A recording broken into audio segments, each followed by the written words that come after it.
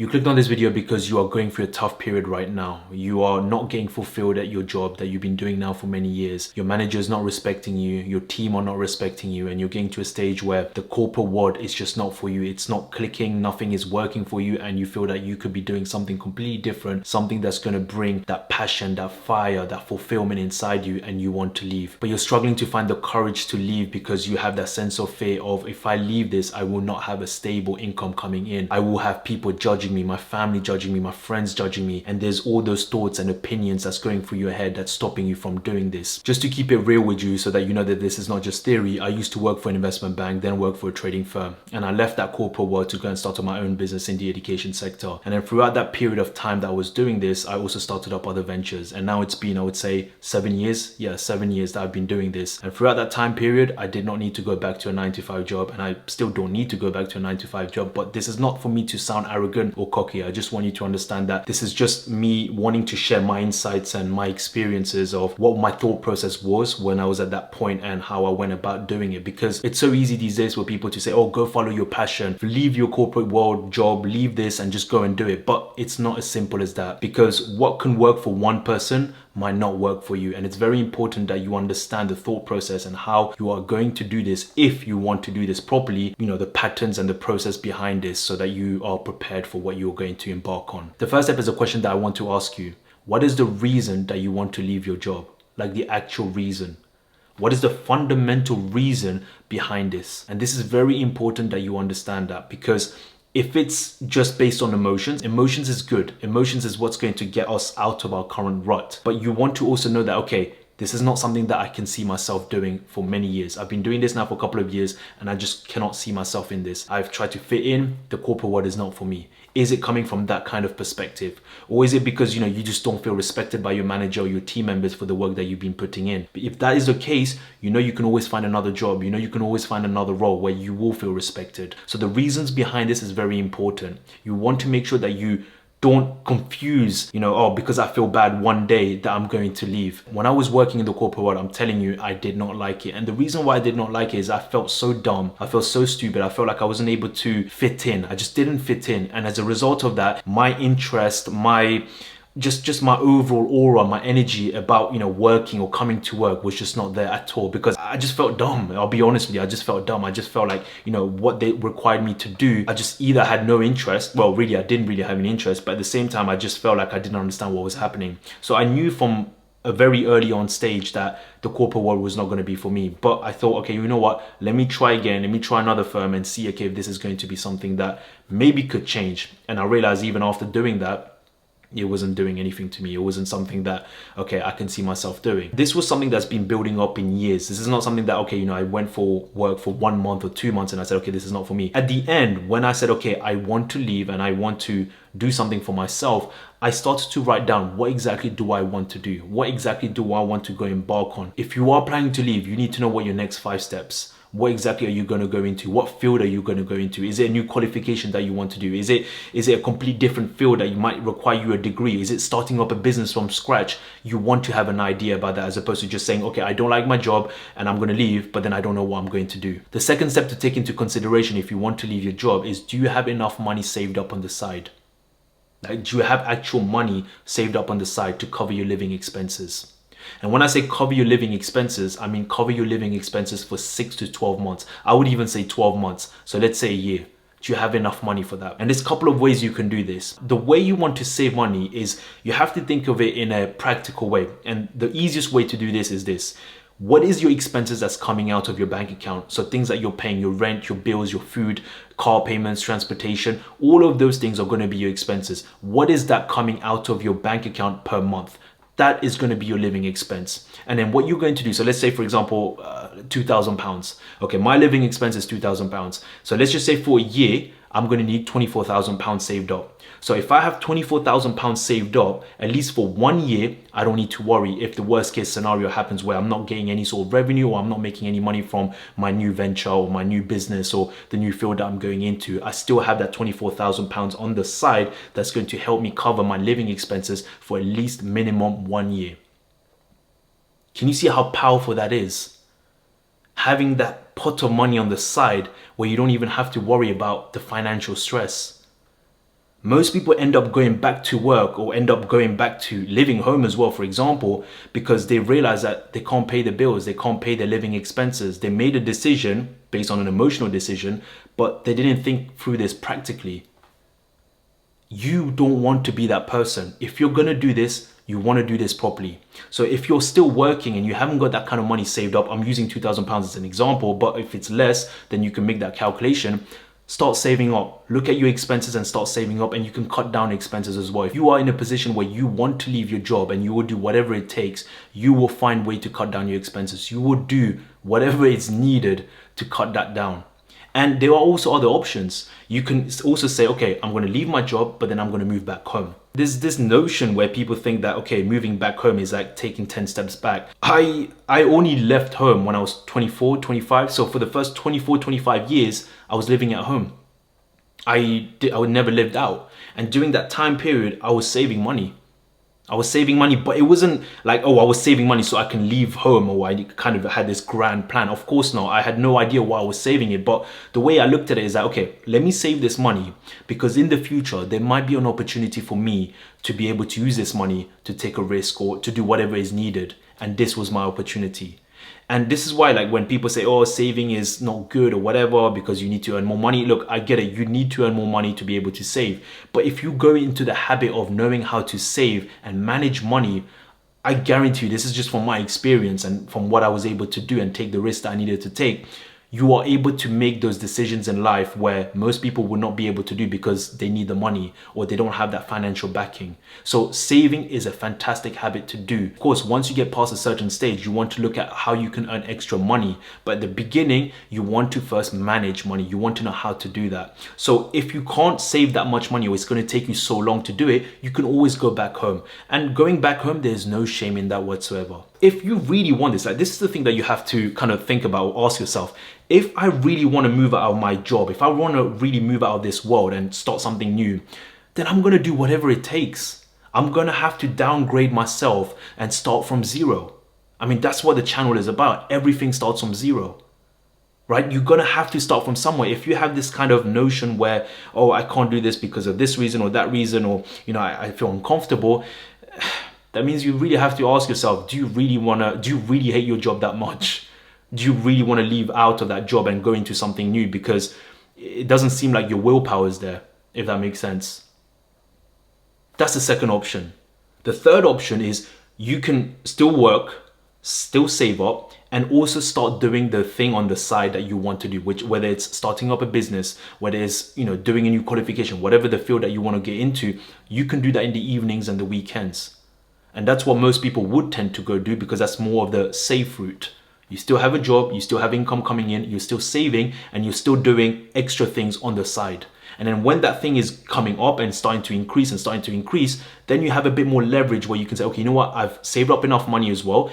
I can leave my job and my other side business or the venture I'm doing is starting to pick up. Cool, I can leave. Isn't it better that you suffer, quote unquote, I don't think it's suffering going back home, but okay, let's just say suffering for 2 years, and then you work hard, you try and do something, you try and make something work to the stage where, okay, the venture, the business is starting to do well, starting to get some sort of revenue where you are able to move out. And then the next, 5-10 years, you're just growing that business and you've moved out and you're living the best of your life.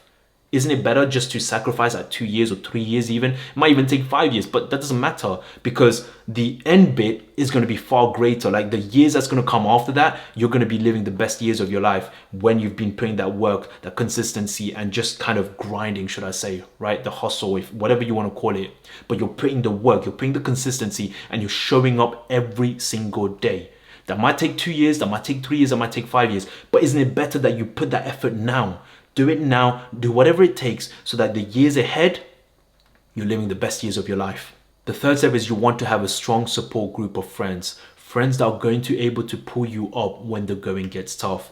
This road of entrepreneurship, this road of starting a business from zero, a venture from zero, is going to be a very bumpy road. It's not going to be easy because you have to understand that you're coming from a stable environment and now you're going into an unstable environment, the unknown. That's how it's going to feel. Every day is going to be unknown. And that's also something that maybe I should have said, but you have to be comfortable with the unknown. That is the world of entrepreneurship. That is the world of business.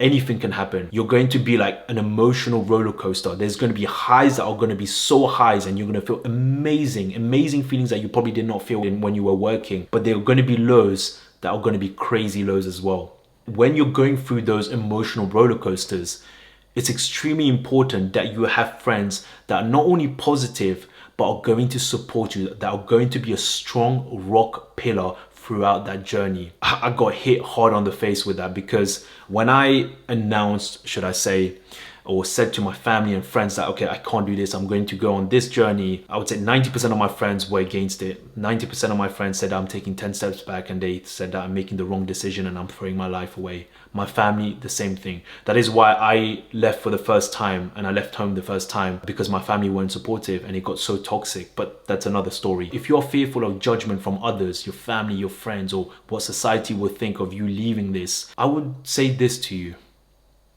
This is your life. Your life, not their life, not your mom's life, not your dad's life, not your friend's life. This is your life. What do you want for your life? What do you want to do? Who do you want to become?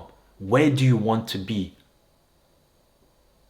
When it's all said and done, when you close that door and you come back home and you sleep and or you look yourself in the mirror, do you feel fulfilled? Do you feel satisfied with yourself?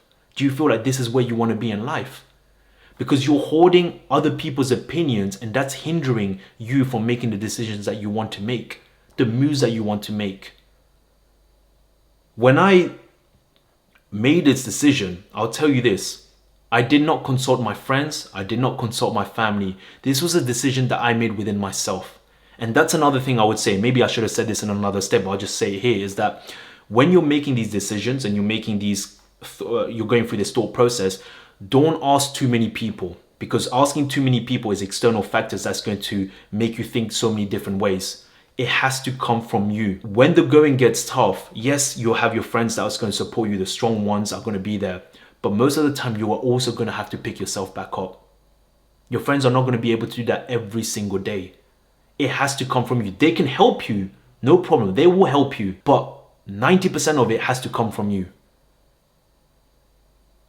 And I just want you to realize that when you're making these decisions, you want to look, when you get older, your future self, or whatever age you're going to become, but you want to look back and say, I'm so glad I made this decision for myself. I do not have a regret.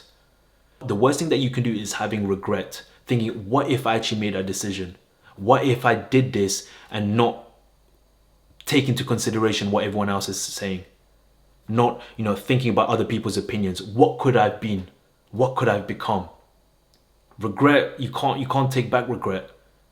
And that is something that scares me a lot, even to this day, is regret. That's why when I make all these decisions, even if I don't like it, even if I don't want to do it, I will do it. I will try and do it, because I don't want to look back and thinking, oh, what could have become if I did that? I don't want to look back at that, because that regret is too much. It's too heavy. I hope that you're able to look at this a bit more deeply, and that this is your life. No one's life, your life. You make the choices. And when you make the choices, you follow through those choices. It's not just an emotional choice. It's an emotional choice, and then it becomes rational, and then it becomes practical, and then you just take action.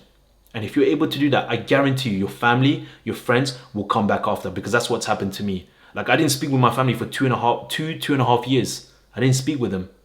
I said, I'm going to do this. This is my responsibility. I made this decision. It's not on anyone. It's on me. Whether the good things happen, whether bad things happen, that's on me, no one else. I can understand this is difficult and not easy for you, because you're dealing with a lot of emotions. You're dealing with a lot of pain. You're dealing with a lot of people's judgment and opinions, and it's not something easy to navigate. So I don't expect you to be able to do this straight away. But I hope that by me opening up and sharing, it allows you, it gives you a bit of confidence to be like, okay, you know what, I'm not alone in this. That there's also other people that have gone through this, and I can learn something from that, or I can take some sort of nuggets or insights as well. This is a process that's going to take time for you. But I just want you to know that you can do it. You just got to be confident in what you want and what you want to become in life. Because once you figure that out, the willpower, your purpose, how you go about doing things, the way you conduct yourself, your personality, your character, everything changes about you. You become a different person to the stage where, you know, give 2, 3, 4, 5 years. If when you talk back to your old friends, they'll be like, well, what's happened to you? You've completely changed, because they were still at this level, but you've gone here. You've just gone so higher. So now when I talk back to my other friends, my older friends, I just feel like I've not, and this is not to sound arrogant, but I feel like my mindset and how I've become and how far I've gone has surpassed a lot of those people. Again, not in an arrogant way. And that's just because of my mindset of, okay, I want to do this for my life. If I listen to my family and friends and say, you know what, they're right, maybe I should just kind of carry on what I'm doing, I guarantee you I would not be where I am today. And there's a level of, how do I say it? There's a level of confidence that it gives you, knowing that, okay, you did this, even though most people, the people around you said, no, this is not going to work. And you've proved them wrong.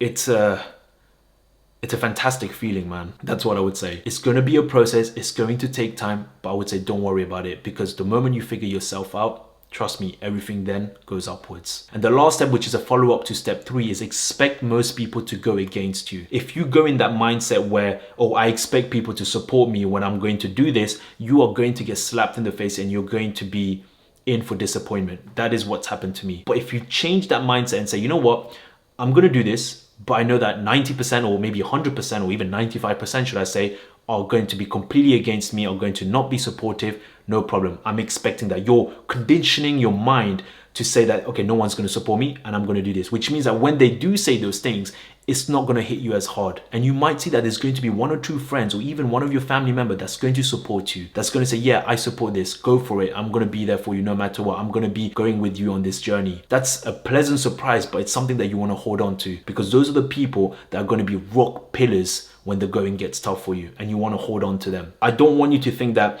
you know, you have to do this on your own. It's impossible. No one has become a success by doing everything by themselves. Everyone had a support pillar. And if you're able to find those people, if you're able to keep those people close with you, trust me, it's a fantastic journey, man. It's a fantastic journey. It's going to be like a roller coaster. There's going to be a lot of ups, there's going to be a lot of downs. But when you go